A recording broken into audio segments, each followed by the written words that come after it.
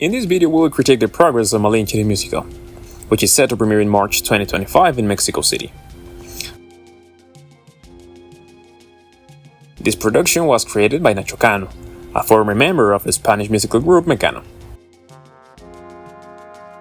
Netflix has also produced a documentary film about the project, highlighting that it took Cano 10 years to develop. The musical has already been performed for several seasons in Madrid, Spain. Viewer opinions are divided,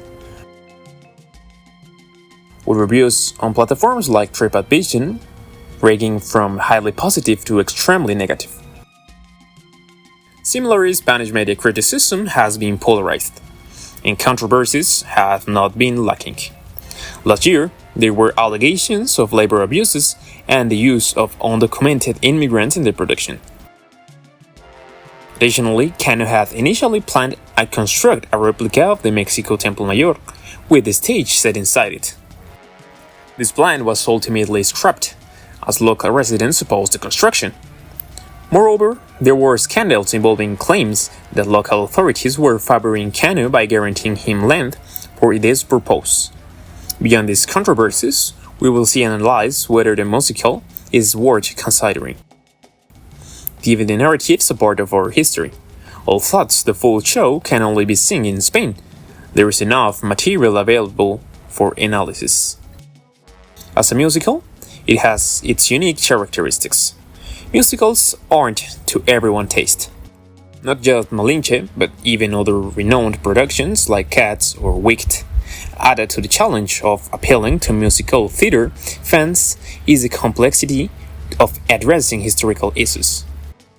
The Netflix documentary shows that Cano consults various professionals in music, singing, dance, and performing arts.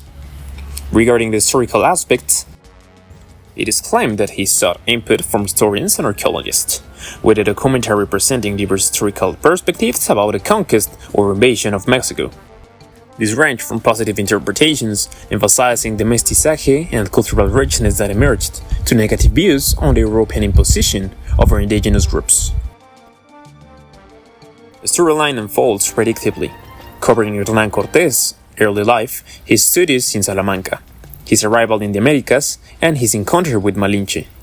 Malinche is depicted from the childhood, being given away to other group, to her later life, where she was handed over to the Spaniards, baptized, and became Cortés' translator, eventually landing to a romance between them. Meanwhile, their narrative also shows Moctezuma receiving news of the foreigner's arrival, the encounter with the Tlatelolco, stay in Tenochtitlan, and other significant events. The musical concludes with a song titled México Mágico and a medley of Mecano's song, having provided this brief overview of the context surrounding the musical, both on and off stage. So, I will now share my opinion. This production reflects in real time what happened post 1492, based on the chronicles of those events in these lands. Today we have another Spaniard, Nacho Cano, who, much like his compatriots 500 years ago, is narrating his version of what he believes occurred here. Malinche is essentially a 2.0 version of colonial-era chronicles. Unfortunately, it repeats the same flaws as the old chronicles, where, just like the chronicles of 5 centuries ago, Nacho Cano relies on second-hand information. He interprets or selects what suits him, viewing everything from a privileged perspective. His research was facilitated by being welcomed and given access throughout his time in the country, but nowhere in his documentary is the darker side of history explored. If considered purely as a musical, there would be no issue with its artistic liberties. After all, as I've been told that when critic other audiovisual works, it's not a documentary or a history lesson. Similarly, when it comes to animated films, some argue they are just cartoons and thus beyond criticism. However, the truth is that any creation, regardless of genre, is open to critique, even cartoons, as they too can influence audiences. For instance, anime like Dragon Ball or Naruto, and franchises like Star Wars have shaped societal thinking, inspired individuals, and even influenced beliefs and lifestyles. If such fictional products can have such an impact, how much more so a musical that aims to entertain while claiming, according to its creator and its marketing, to tell the untold version of history. Nacho Cano himself has said in interviews that visiting Mexico makes him energy about how poorly the country history is told. So according to him, his musical is here to set the record straight. In reality, he thought this production was designed to achieve fame and profit. Malinche was chosen as a subject because it could appeal to two markets, the Spanish and the Mexican. However, the topic likely holds more interest in Mexico than in Spain, where very few people know about Malinche, and even fewer outside of these two countries. Most viewers of his musical have little knowledge of the historical records surrounding this woman. Of course, as the creator, Nacho Cano has the right to present the history however he pleases. Yet, many aspects of the musical don't align with historical sources or contemporary understanding. For example, even the title, Malinche, raises questions, as we don't know her real name. She has been called Malinali, Malintzin, Mariana, and Malinche, among others. Ironically, some sources suggest that Malinche referred to Hernán Cortés himself. As Bernal Díaz del Castillo noted, wherever we went, people referred to Cortés as Malinche. Some interpretations even suggest that Cortés and Malinche were seen as a dual entity in pre-Hispanic cultures, a perspective Cano likely doesn't grasp.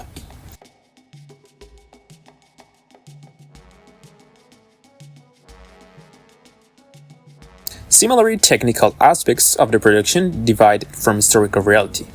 The portrayal of Malinche's appearance is a notable example. Neither the child nor adult actresses resemble what a woman from this region 500 years ago would have looked like. However, this choice can be somewhat justified, as the production team likely selected performed who could sing, dance, or act regardless of their physical resemblance. The casting choices might have been overlooked if the productions weren't introduced these occurrences to an audience lately unfamiliar with the real Malinche. Disturbingly, some viewers in Spain have mistakenly concluded that Malinche might have been of Spanish descent, based solely on the actress's appearance.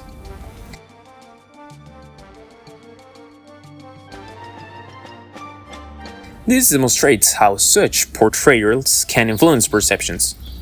The musical's central premise, a romanticized relationship between Malinche and Cortés, is equally problematic.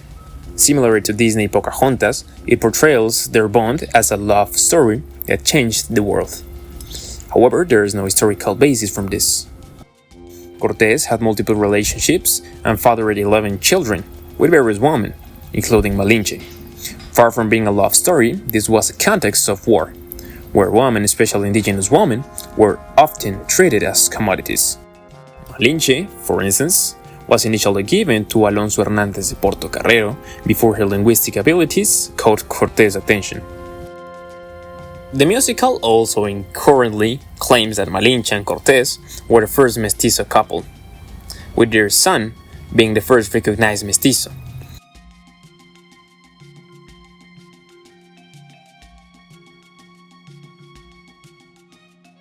In reality, this title belongs to Gonzalo Guerrero and his Maya wife, who had several children. Ultimately, Malinche exploits a simplified version of Mexican history, appealing to patriotic sentiments with songs like México Mágico. Cano's portrayal of Mexico identity, including references to Mexica and Maya culture, ignores the country complexity and the diversity of its history. México Azteca, Maya, México, centro del universo. While the production may entertain, it sacrifices historical accuracy and depth for commercial success. But as we always say here on the channel, there was more here than just Mexicas and Mayas, and Mexico is more complex. for better or worse, than what Cano describes in his song.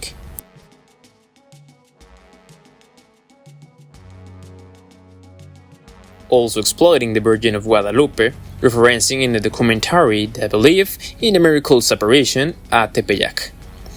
All thought the Guadalupe Virgin doesn't have much to do with Malinche. And of course, those apparitions are one of the greatest lies in history.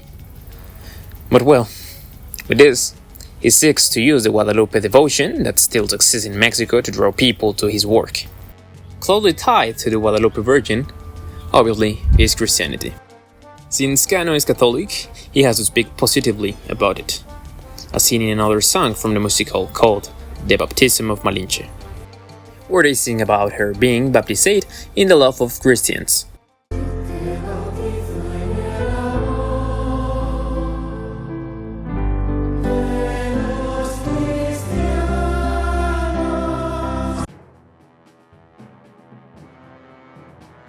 But well, what else could they say if he's even the great Pope?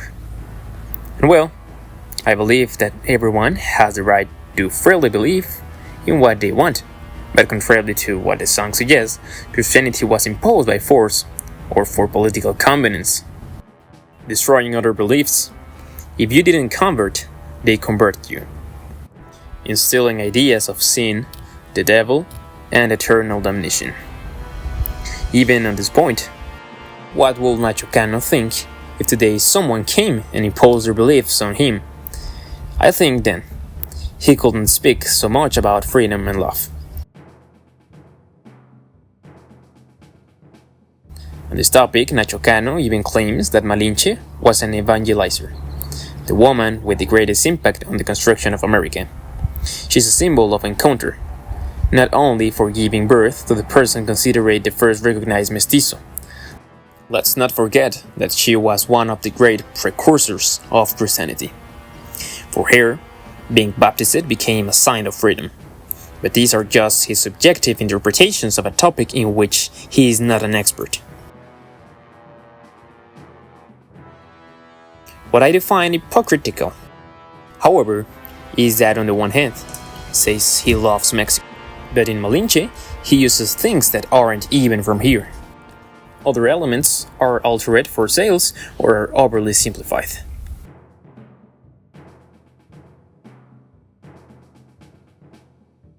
For instance, Moctezuma's custom honestly.